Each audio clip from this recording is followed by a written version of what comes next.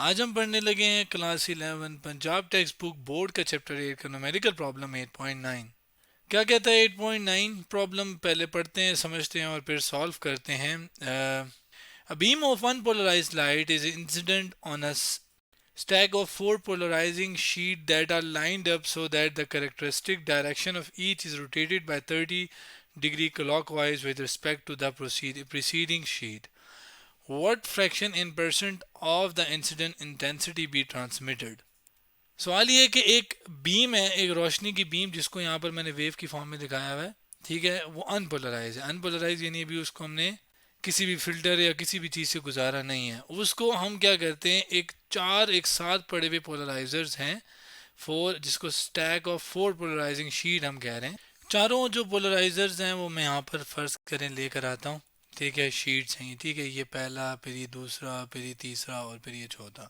लेकिन इन चारों का अंदाज कुछ यूं है कि इसके बाद जो अगला है उसको इस वाले के 30 एंगल के ऊपर रखा गया है।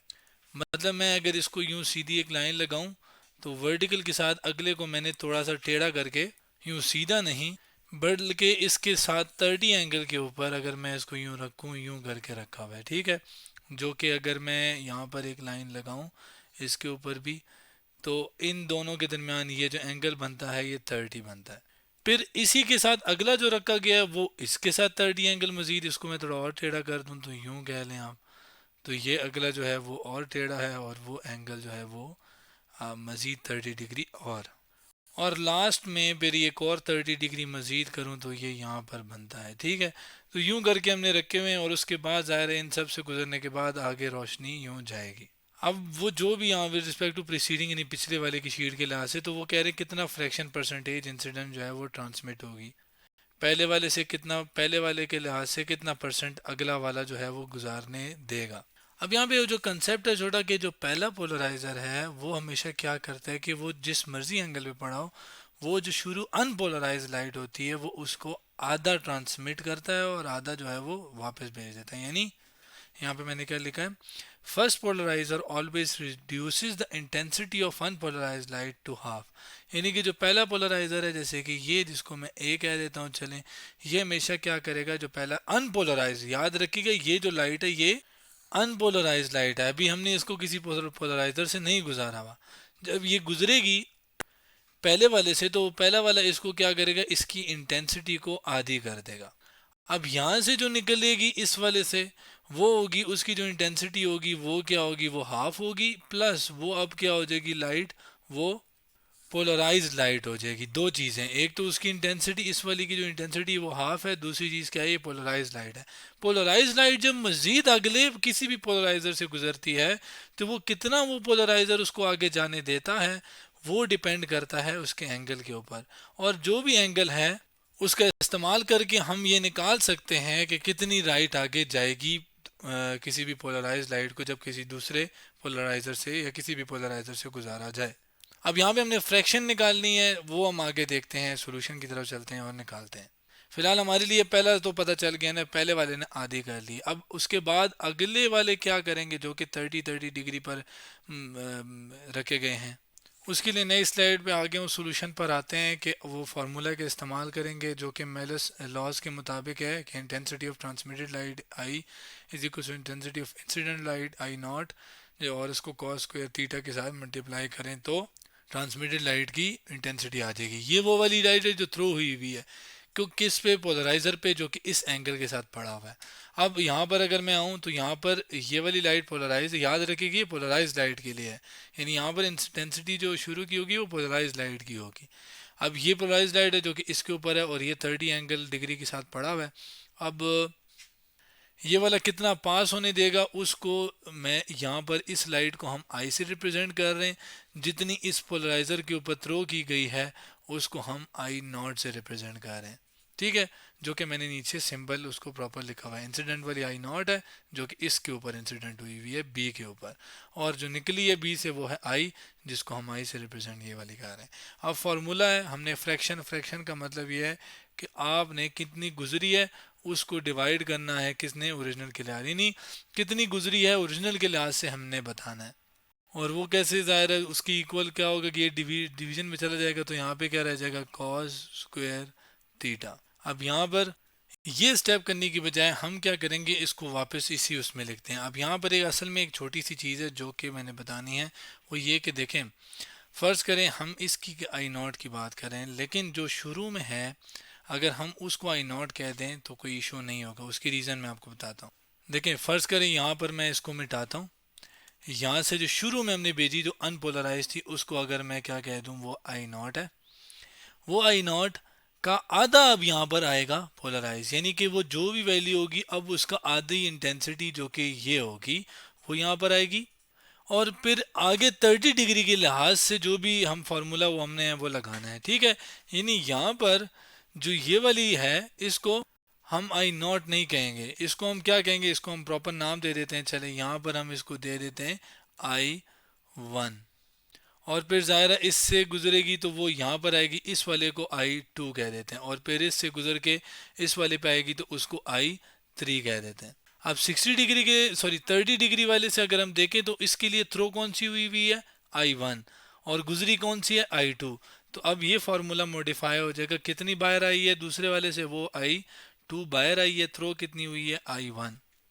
इसी तरीके से फिर आगे 30 डिग्री के साथ टू और थ्री के साथ भी यही होगा।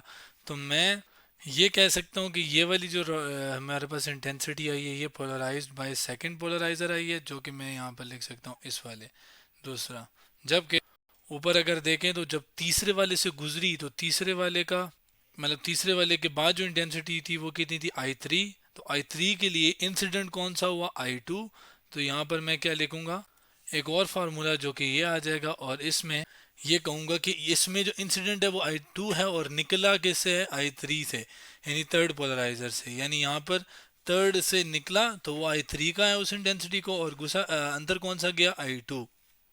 और जो अंदर जाता है वो हम यहाँ पे लिखते हैं आई टू, और जो निकलता है वो आई थ्री। तो ये आ गया, लेकिन हमें तो आखिर में बिल्कुल इस वाले के बाद चाहिए।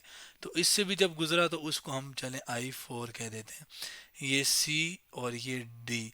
और आई फोर के लिए आउट ये होगा आई फोर, और इन क्या होगा, आई थ्री। तो वो भी मैं लिख सकता हूँ क्या भला, जिसको मैं डायरेक्ट ले आता हूँ, ये इन कौन सा, आई थ्री, आउट कौन सा, आई फोर। अब आई फोर के अंदर आई थ्री है, और आई थ्री के अंदर आई टू है, और आई टू के अंदर आई वन है। अब हमें आई फोर चाहिए, मैं एक एक करके वैल्यूज डालता हूँ, देखते हैं क्या बनता है।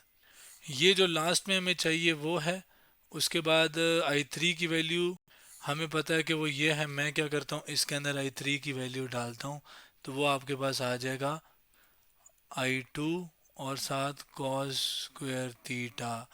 ये किसकी वैल्यू, आई थ्री की, जबकि उसके अंदर जो ऊपर वाले के अंदर रह गया था वो ये रह गया था, ये है। इसकी जगह मैंने यहाँ से ये वैल्यू डाल दी। अब इसके अंदर आई टू है, आई टू की भी वैल्यू डाल लेते हैं। वो आपके पास क्या आ जाएगा कि आई फोर, जबकि आई टू की जगह क्या आएगा, आई वन और कॉस स्क्वायर थीटा। ये आ गया आई टू की वैल्यू, जबकि यहाँ पे इसकी जगह मैं लिखूंगा कॉस स्क्वायर थीटा, जबकि ये वाला भी आ गया कॉस स्क्वायर थीटा। अब तीन कॉस स्क्वायर थीटा है, मैं इसका स्क्वायर का थीटा का इस तरह यूं करके क्यूब भी ले सकता हूँ ना। और ये आई वन, और आई वन क्या है, आई वन पे अगर मैं आऊँ तो वो आई नॉट शुरू वाले का हाफ है। शुरू वाले का हाफ का मतलब आई वन की जगह मैं लिख सकता हूँ आई नॉट डिवाइडेड बाय टू। अब जो और ये फुल फाइनल आउट हुआ है, ये शुरू में जो अंदर गया था, चार पोलराइजर गुजरने के बाद आउटपुट इन इंटेंसिटी वो ये है जो कि इस फार्मूले से हम निकालेंगे। अब हमारे पास क्या है कि आई नॉट डिवाइडेड बाय टू। अब कॉस स्क्वायर थीटा के अंदर हम वैल्यू डालते हैं 30 वाली, क्योंकि सारे 30 के लिहाज से हैं, और इसका स्क्वायर लेंगे और फिर उसके आंसर का क्यूब लेंगे। कैलकुलेटर ये रहा, 30 हमारे पास ये है, 30 का हमने लेना है कॉस, जो भी आंसर है उसका लेना है स्क्वायर। अब इस आंसर का हमने लेना है क्यूब, जिसको मैं ये मारूंगा और इससे आपके पास 3 आ जाएगा, तो इसका आंसर आ जाएगा 0.4218।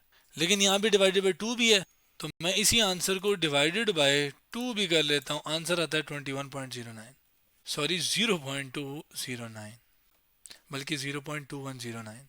सबको मल्टीप्लाई डिवाइड कर दिया और साथ आई नॉट एज इट इज़ आ गया और ये आउटपुट ये नहीं कि अगर मैं शुरू वाली जो भी वैल्यू है उसको इससे मल्टीप्लाई करूँगा, जो भी आंसर है उतनी इंटेंसिटी रह जाएगी। परसेंटेज की फॉर्म में लिखें तो हम इसको मल्टीप्लाई बाय 100 कर लेते हैं ताकि परसेंटेज के लिहाज से बताएं।